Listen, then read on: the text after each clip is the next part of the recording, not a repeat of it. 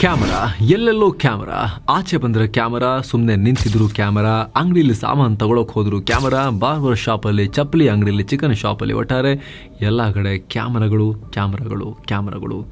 ಕಣ್ಣು ಕುಕ್ಕಿ ನೋಡ್ತಾ ಇರೋ ಅಥವಾ ಲೆನ್ಸ್ ಕುಕ್ಕಿ ನೋಡ್ತಾ ಇರೋ ಕ್ಯಾಮರಾಗಳು. ನಡೆದಾಡೋ ಪ್ರತಿ ಚಲನವಲನವನ್ನು ಕೂಡ ರೆಕಾರ್ಡ್ ಮಾಡ್ತಿರೋ ಕ್ಯಾಮರಾಗಳು.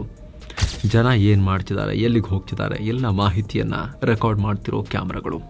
ಇಂಥ ಭಯಾನಕ ರೂಲ್ಸನ್ನು ಇಡೀ ಸಿಟಿ ತುಂಬ ಎಲ್ಲ ಜನರ ಮೇಲೆ ಯಾರು ಜಾರಿ ಮಾಡಿದ್ದಾರೆ ಗೊತ್ತಾ? ತಾಲಿಬಾನಿಗಳು ಜಾರಿ ಮಾಡಿದ್ದಾರೆ. ಹೈಟೆಕ್ ಆಗಿಬಿಟ್ಟಿದ್ದಾರೆ. ಯಾವ ತಾಲಿಬಾನಿಗಳನ್ನು ಜಗತ್ತು ಆಧುನಿಕತೆಯಿಂದ ದೂರ ಇರೋ ಹಳೆ ಕಾಲದ ಮಾನವರ ಥರ ನೋಡ್ತಾ ಇತ್ತು, ಅದೇ ತಾಲಿಬಾನಿಗಳು ಮಾಡ್ರನ್ ಜಗತ್ತಿನ ಈ ಟೆಕ್ನಾಲಜಿಯನ್ನು ಅವರ ಹಳೇ ಕಾಲದ ಅವರ ಪುರಾತನ ನಂಬಿಕೆಗಳನ್ನು ಜಾರಿಗೊಳಿಸೋಕೆ ಯೂಸ್ ಮಾಡ್ತಿದ್ದಾರೆ. ಅಲ್ಲಿನ ಜನ ಅಲ್ಲಾಡಂಗಿಲ್ಲ ಅಂತ ಹೊಸ ನರಕವನ್ನು ಸೃಷ್ಟಿ ಮಾಡ್ತಾ ಇದ್ದಾರೆ. ಹಾಗಿದ್ರೆ ಏನಿದು ತಾಲಿಬಾನಿಗಳ ಹೊಸ ರೂಲ್ಸ್? ನೂರಾರು ಶಿಕ್ಷೆಗಳ ನಡುವೆ ಯಾವುದಿದು ಹೊಸ ಕ್ಯಾಮರಾ ಶಿಕ್ಷೆ? ಬೀದಿ ಬೀದಿಗಳಲ್ಲೂ ಇದನ್ನು ಜೋಡಿಸಿರೋದು ಯಾಕೆ? ಅಲ್ಲಿನ ಜನ ಯಾವ ರೀತಿ ಸಂಕಟ ಅನುಭವಿಸ್ತಾ ಇದ್ದಾರೆ? ನಮ್ಮ ದೇಶದಲ್ಲೂ ನಗರಗಳಲ್ಲಿ, ಸಿಟಿಗಳಲ್ಲೆಲ್ಲ ಕ್ಯಾಮ್ರಾ ಇದೆ. ಅದನ್ನು ಯೂಸ್ ಮಾಡ್ತಿರೋದು ಲಾ ಆ್ಯಂಡ್ ಆರ್ಡರ್ಗೆ, ಟ್ರಾಫಿಕ್ ಮ್ಯಾನೇಜ್ಮೆಂಟ್ಗೆ. ತಾಲಿಬಾನಿಗಳು ಅದಕ್ಕೆ ಲಾ ಆ್ಯಂಡ್ ಆರ್ಡರ್ಗೆ ಅಂತ ಹೇಳ್ತಿದ್ದಾರೆ. ಆದರೆ ಆ ಲಾ ಏನು ಡಿಫ್ರೆನ್ಸ್ ಇದಕ್ಕೂ ಅಲ್ಲಿದಕ್ಕೂ ಎಲ್ಲವನ್ನ ನೋಡ್ತಾ ಹೋಗೋಣ ಬನ್ನಿ. ಕಡೆತನಕ ಮಿಸ್ ಮಾಡಿದೆ ನೋಡಿ. 90,000 CCTV, ಅಲ್ಲಾಡಿದ್ರೆ ಅಲ್ಲೇ ಬಹುಮಾನ. ಸ್ನೇಹಿತರೆ, ತಾಲಿಬಾನ್ ಬಗ್ಗೆ, ಅವರ ಕ್ರೂರ ಶಿಕ್ಷೆಗಳ ಬಗ್ಗೆ, ಅವರ ವಿಚಿತ್ರ ಆಳ್ವಿಕೆ ಬಗ್ಗೆ ಇಡೀ ಜಗತ್ತಿಗೆ ಗೊತ್ತು. 21ನೇ ಶತಮಾನದಲ್ಲೂ ಕೂಡ 6-7ನೇ ಶತಮಾನದ ಕಾನೂನು ಹಾಗೂ ಸಂಪ್ರದಾಯದ ಹೆಸರಲ್ಲಿ ಮಹಿಳೆಯರ ಮೇಲೆ ಕಂಪ್ಲೀಟ್ ನಿರ್ಬಂಧಗಳು, ಸತ್ತು ಮಲಗಿರೋ ವಾಕ್ ಸ್ವಾತಂತ್ರ್ಯ ಹಾಗೂ ಪುರಾತನ ಸಾಂಪ್ರದಾಯಿಕ ಶಿಕ್ಷಣ, ಹೀಗೆ ಎಲ್ಲವೂ ಅವ್ರನ್ನ ಭೂಮಿಯ ಮೇಲಿನ ವಿಚಿತ್ರ ಮತ್ತು ಭಯಾನಕ ಆಡಳಿತಗಾರರನ್ನಾಗಿ ಮಾಡಿದೆ. ಹಾಗಂತ ಇದನ್ನೇ ತಾಲಿಬಾನಿಗಳು ನಿರಾಕರಣೆನೂ ಮಾಡಲ್ಲ. ಇದು ನಮ್ಮ ಸ್ಟೈಲ್ ರೀ, ಇದು ನಮ್ಮ ಸಂಸ್ಕೃತಿ ರೀ. ಇದು ಪಾಶ್ಚಿಮಾತ್ಯರ ಸಂಸ್ಕೃತಿ ನಾವ್ಯಾಕೆ ಫಾಲೋ ಮಾಡೋಣ, ನಾವು ನಮ್ದು ಫಾಲೋ ಮಾಡ್ತೀವಿ, ಬೇಕಾದ್ರೆ ನೀವೇ ನಮ್ದು ಫಾಲೋ ಮಾಡಿ ಅಂತ ಸ್ವ್ಯಾಗಲ್ಲಿ ಹೇಳ್ತಾರೆ. ನಮಗೇನು ಹೇಳಬೇಡಿ ನೀವು ಅಂತ ಹೇಳ್ತಾರೆ. ಜಗತ್ತಾದರೂ ಏನು ಮಾಡುತ್ತೆ? ಅಮೇರಿಕಾಗೆ ಏನೂ ಮಾಡೋಕ್ಕಾಗಿಲ್ಲ. ಈ ಹಿಂದೆ ರಷ್ಯಾ, ಬ್ರಿಟನ್ಗಳು ಅಲ್ಲಿ ಅಡ್ಡ ಬಿದ್ದಿದ್ವು, ಅಮೇರಿಕನೂ ಅಡ್ಡ ಬಿತ್ತು. ಗ್ರೇವ್ ಯಾರ್ಡ್ ಆಫ್ ಎಂಪೈರ್ಸ್ ಅಂತಾರೆ ಅಫ್ಘಾನಿಸ್ತಾನವನ್ನು. ಸಾಮ್ರಾಜ್ಯಗಳ ಸ್ಮಶಾನ ಅಂತ ಕರೀತಾರೆ. ಎಲ್ಲ ಅಲ್ಲಿ ಬಂದು ಅಡ್ಡ ಬೀಳ್ತಾರೆ ಅಂತ. ಸೊ ಅಮೇರಿಕನೇ ಓಡೋಯ್ತಲ್ಲ, ಯಾರೂ ತಲೆ ಕೆಡಿಸ್ಕೋತಿಲ್ಲ, ಅಲ್ಲಿ ಏನಾಗ್ತಿದೆ ಅವ್ರಿಗೆ ಬಿಟ್ಟಿದ್ದು, ಅವ್ರ ದೇಶ, ಅಲ್ಲಿನ ಜನ ನೋಡ್ಕೋತಾರೆ ಅಂತ ಬಿಟ್ಬಿಟ್ಟಿದ್ದಾರೆ. ಇದನ್ನು ಅಡ್ವಾಂಟೇಜ್ ಮಾಡ್ಕೊಂಡಿರೋ ತಾಲಿಬಾನಿಗಳು ದಿನ ದಿನಕ್ಕೂ ತಮ್ಮ ಆಡಳಿತವನ್ನು ಭಯಂಕರ ಟಫ್ ಮಾಡ್ತಿದ್ದಾರೆ. ಅದೇ ದಾರಿಯಲ್ಲಿ CCTV ಪದ್ಧತಿ ಜಾರಿ ತಂದಿದ್ದಾರೆ. ಸಾಮಾನ್ಯವಾಗಿ ನಮ್ಮಲ್ಲಿ ಏನು ಮಾಡ್ತಾರೆ, ಮನೆಯಲ್ಲಿ, ಆಫೀಸಲ್ಲಿ, ಟ್ರಾಫಿಕಲ್ಲಿ CCTV ಇಡ್ತಾರೆ. ಗಡ್ಡ ಬಿಡಬೇಕು, ಬಟ್ಟೆ ಹಾಕೋಬೇಕು, ಕುಂತಲ್ಲೇ ಕಣ್ಣಿಡ್ತಿದ್ದಾರೆ ತಾಲಿಬಾನ್ ಆಫೀಸರ್ಸ್. ಸ್ನೇಹಿತರೆ, ತಾಲಿಬಾನಿಗಳ ಈ CCTV ಕ್ಯಾಮರಾದ ಹಿಂದೆ ಬಹುದೊಡ್ಡ ಕಾರಣ ಇದೆ ಅಂತ ತಾಲಿಬಾನಿಗಳೇ ಹೇಳಿದ್ದಾರೆ. ಸದ್ಯ ಅವ್ರ ದೇಶದಲ್ಲಿ ಉಗ್ರಗಾಮಿಗಳು ಜಾಸ್ತಿ ಆಗಿದ್ದಾವಂತೆ. ಶರಿಯಾ ಕಾನೂನನ್ನು ಕೂಡ ಕೆಲ ಭಾಗದಲ್ಲಿ ಜನರು ಸರಿಯಾಗಿ ಪಾಲನೆ ಮಾಡ್ತಿಲ್ವಂತೆ. ಹೀಗಾಗಿ ಈ ಅಸಹ್ಯಗಳಿಗೆಲ್ಲ ಒಂದೇ ಪರಿಹಾರ ಅಂದರೆ ಅದು CCTV ಹಾಕಿ ಅವ್ರನ್ನ ಮಾನಿಟರ್ ಮಾಡೋದು, ಜನರನ್ನ, ಪಾಪ್ಯುಲೇಷನ್ನ. ಇದರ ಭಾಗವಾಗಿ ಅತಿ ಹೆಚ್ಚು ಜನ ಇರೋ ಜಾಗಗಳಲ್ಲಿ, ಅದರಲ್ಲೂ ಕಾಬೂಲ್ನಂತಹ ಅವರ ಮೇನ್ ಸಿಟೀಸಲ್ಲಿ ದೊಡ್ಡ ಮಟ್ಟದಲ್ಲಿ CCTV ಹಾಕಿದ್ದಾರೆ. ಕಾಬೂಲ್ನಲ್ಲಿ 90,000 CCTV ಕ್ಯಾಮರಾಗಳನ್ನು ಹಾಕಲಾಗಿದೆ. ನಗರದ ಮೂಲೆ ಮೂಲೆಗಳಲ್ಲೂ, ಬೀದಿ ಬೀದಿಗಳಲ್ಲೂ ಕ್ಯಾಮರಾ ಅಳವಡಿಸಲಾಗಿದೆ. ನೀವು ಕೇಳ್ಬೋದು, ಕಾಬೂಲಿಗೆ 90,000 CCTV ಹಾಕೋ ಅವಶ್ಯಕತೆ ಏನಿತ್ತು ಅಂತ. ಸ್ನೇಹಿತರೆ, ಸದ್ಯ ಅಫ್ಘಾನಿಸ್ತಾನದಲ್ಲಿ 4 ಕೋಟಿ ಜನ ವಾಸ ಮಾಡ್ತಾರೆ. ಅದರಲ್ಲಿ ಕಾಬೂಲಲ್ಲೇ 60 ಲಕ್ಷಕ್ಕಿಂತ ಹೆಚ್ಚಿನ ಪಾಪ್ಯುಲೇಷನ್ ಇದೆ.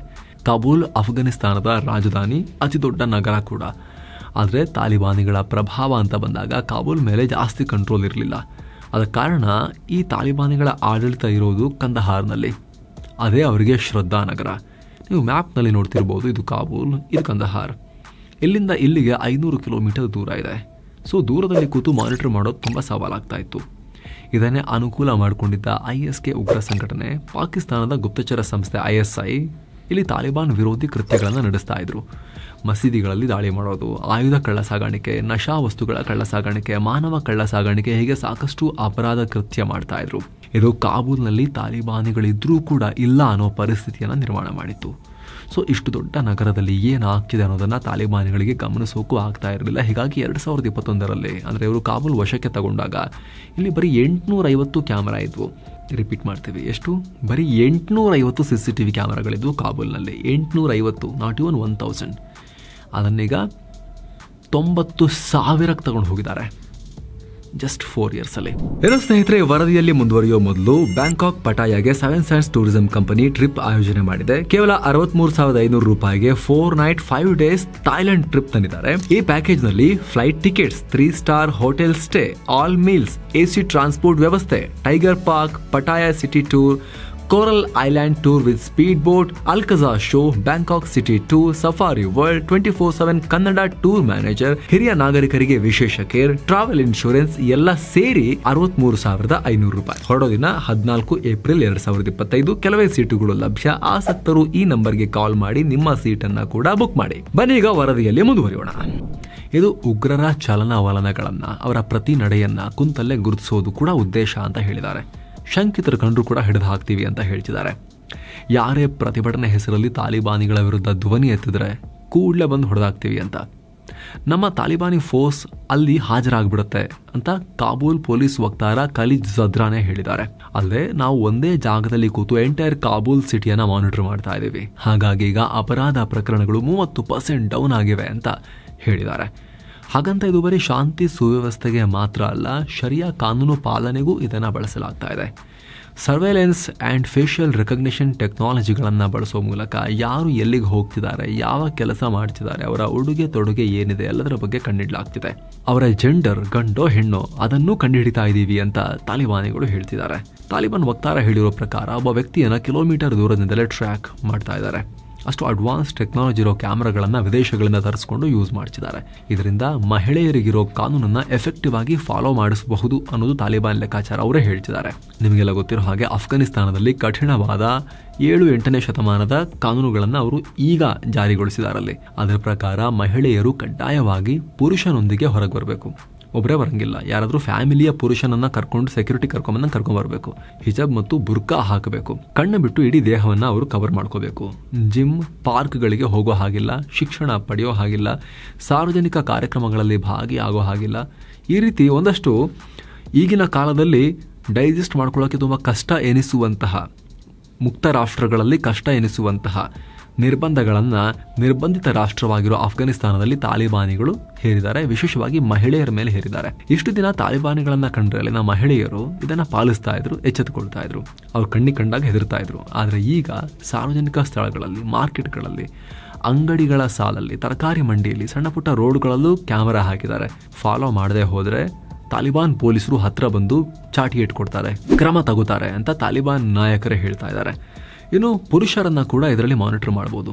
ಅವರು ಸೂಕ್ತ ರೀತಿಯಲ್ಲಿ ಗಡ್ಡ ಬಿಟ್ಟಿದ್ದಾರಾ, ಪ್ರಾರ್ಥನಾ ಸಮಯಕ್ಕೆ ಸರಿಯಾಗಿ ಹೋಗಿ ಪ್ರಾರ್ಥನೆ ಮಾಡ್ತಾ ಇದ್ದಾರಾ ಅಥವಾ ಮೈ ಮರಿತಾ ಇದ್ದಾರಾ, ಸಲ್ವಾರ್ ಕಮೀಸ್ ಅಂದ್ರೆ ನೀವು ಚಿತ್ರದಲ್ಲಿ ನೋಡ್ತಾ ಇದ್ದೀರಲ್ಲ, ಈ ರೀತಿ ಉದ್ದನೆಯ ಬಟ್ಟೆಯನ್ನ ಹಾಕಿದಾರಾ ಅಥವಾ ಯುರೋಪ್ ಹಾಗೂ ಅಮೆರಿಕದ ಮಾಡರ್ನ್ ಫ್ಯಾಷನ್ ಮಾಡಕ್ ಹೋಗ್ತಾ ಇದ್ದಾರಾ, ಎಲ್ಲವನ್ನ ತಾಲಿಬಾನಿಗಳು ನೋಡ್ತಾ ಇದ್ದಾರೆ. ಆದರೆ ಇದಕ್ಕೆ ಸಾಕಷ್ಟು ಪ್ರತಿರೋಧ ಕೂಡ ವ್ಯಕ್ತ ಆಗ್ತಾ ಇದೆ. ತಾಲಿಬಾನಿಗಳ ಕ್ಯಾಮೆರಾಗೆ ಭಾರಿ ಕಳವಳ. ಅಫ್ಘಾನಿಸ್ತಾನ ಜನರು ಮಾತ್ರ ಅಲ್ಲ, ಅಂತಾರಾಷ್ಟ್ರೀಯ ಮಾನವ ಹಕ್ಕುಗಳ ಸಂಘಟನೆಗಳು ಕೂಡ ಇದ್ರ ಬಗ್ಗೆ ಆತಂಕ ವ್ಯಕ್ತಪಡಿಸ್ತಾ ಇದ್ದಾರೆ. ತಾಲಿಬಾನಿಗಳ ವಿರುದ್ಧ ಹೋರಾಟ ಮಾಡೋರನ್ನ ಬೇಗ ಪತ್ತೆ ಹಚ್ಚಿಬಿಡ್ತಾರೆ, ಪ್ರತಿಭಟನೆಗಳಿಗೆ ಅವಕಾಶನೇ ಇರೋದಿಲ್ಲ, ಸಿವಿಲ್ ಸೊಸೈಟಿಗಳಲ್ಲಿರೋರಿಗೂ ಸಮಸ್ಯೆ ಕೊಡ್ತಾರೆ. ಇನ್ನು ಮುಂದೆ ತಾಲಿಬಾನಿಗಳು ಈಸಿಯಾಗಿ ಹಿಡಿತಾರೆ ಅನ್ನೋ ಆತಂಕ ವ್ಯಕ್ತ ಆಗ್ತಾ ಇದೆ. ಅಲ್ಲದೆ ಇದರ ಬಗ್ಗೆ ಮಾಹಿತಿ ಇಲ್ಲದ, ಅರಿವು ಇಲ್ಲದ ಜನ ತಪ್ಪು ಮಾಡಿ ಸಿಕ್ಕು ಬಿದ್ರೆ ಹಿಂಸೆ ಕೊಟ್ಟು ಬಿಡ್ತಾರೆ. ಕೆಲವರು ಗೊತ್ತಿಲ್ಲದೇನೋ ತಪ್ಪು ಮಾಡಬಹುದು, ಆದ್ರೆ ಸಿಕ್ಕು ಬೀಳ್ತಾರೆ ಈಗ ಅನ್ನೋ ಆತಂಕ ವ್ಯಕ್ತ ಆಗ್ತಾ ಇದೆ.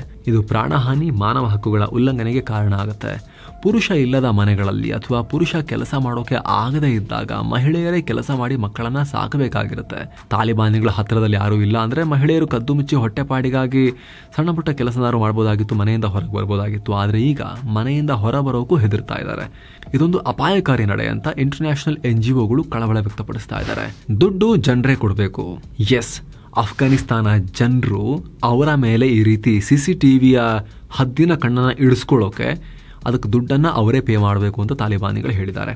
ಈ ಬಗ್ಗೆ ಮಹಿಳೆಯೊಬ್ರು ಮಾಧ್ಯಮದ ಮುಂದೆ ಅಳಲನ್ನ ತೋಡ್ಕೊಂಡಿದ್ದಾರೆ. ನಮ್ಮ ಮನೇಲಿ ತಿಂಗಳಿಗೆ ಬರೀ $68 ಅಂದ್ರೆ ಭಾರತದ ರೂಪಾಯಿ ಲೆಕ್ಕದಲ್ಲಿ ಸುಮಾರು 5,500 ರೂಪಾಯಿ ಅಷ್ಟು ದುಡಿತಾ ಇದ್ವಿ. ಅದು ಹೊಟ್ಟೆಗೆ ಸಾಕಾಗಲ್ಲ. ದಿಢೀರಂತ ಸಾವಿರಾರು ರೂಪಾಯಿ ಕೇಳಿದ್ರೆ ಹೆಂಗ್ ಕೊಡೋದು ಅಂತ ಕೇಳ್ತಾ ಇದ್ದಾರೆ. ಅಲ್ಲದೆ ಕೊಡದೆ ಹೋದ್ರೆ ಉಗ್ರರಂತೆ ನಮ್ಮನ್ನ ಟ್ರೀಟ್ ಮಾಡ್ತಾರೆ. ಇದಕ್ಕೊಂದು ರೂಲ್ಸೇ ಇದೆ. ಕೇಳಿದಷ್ಟು ಹಣವನ್ನ ಸಾಲ ಮಾಡಿದ್ರೆ ನಾವು ಕೊಡ್ಲೇಬೇಕು ಅವರಿಗೆ, ಇಲ್ಲಾಂದ್ರೆ ನೀರು, ಕರೆಂಟ್ ಬರೀ 3 ದಿನದಲ್ಲಿ ಕಟ್ ಆಗುತ್ತೆ ಅಂತ ಜನ ಆತಂಕ ವ್ಯಕ್ತಪಡಿಸ್ತಾ ಇದ್ದಾರೆ. ಹೀಗಾಗಿ ತಾಲಿಬಾನಿಗಳ ಈ ಹೊಸ ನಡೆ ವಿಶ್ವಾದ್ಯಂತ ಈಗ ಚರ್ಚೆಗೆ ಕಾರಣ ಆಗ್ತಾ ಇದೆ. ಇದ್ರ ಬಗ್ಗೆ ನಿಮಗೆ ಏನನ್ಸುತ್ತೆ ಕಾಮೆಂಟ್ ಮಾಡಿ ತಿಳಿಸಿ. ಮತ್ತೆ ಭೇಟಿ ಆಗ್ತಿರೋಣ. ನಮಸ್ತೆ.